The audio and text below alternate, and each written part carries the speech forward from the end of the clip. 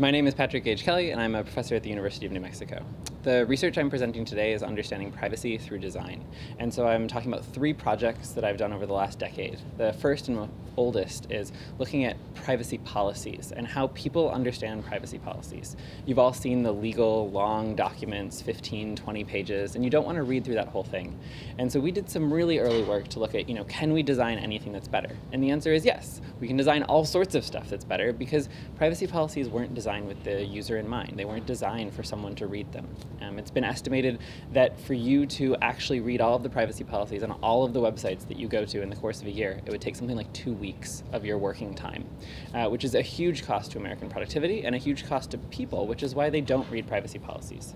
We came up with a standardized label, which you can see there, and it's a grid that shows a few data types, about 10 data types of information, and also how they can be used and who they can be shared with.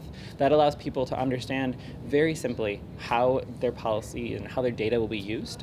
It also allows them to make easy comparisons by putting 2 side by side. It removes wiggle room. It uses standard terms that have definitions beneath the policy, and it allows for a high-level visual view, so you can just look at the policy and know immediately without having to dig into the text.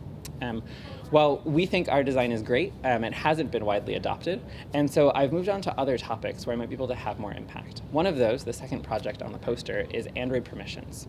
If you've ever downloaded an Android app, you know that it shows you a list of permissions of things the app might access before you put it onto your phone.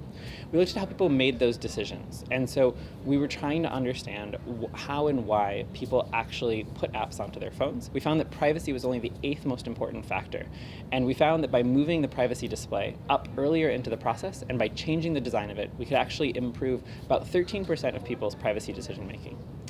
The third project that's ongoing work is on privacy icons, and I've been looking at how people understand the icons that different apps and service providers use and how we can make them better.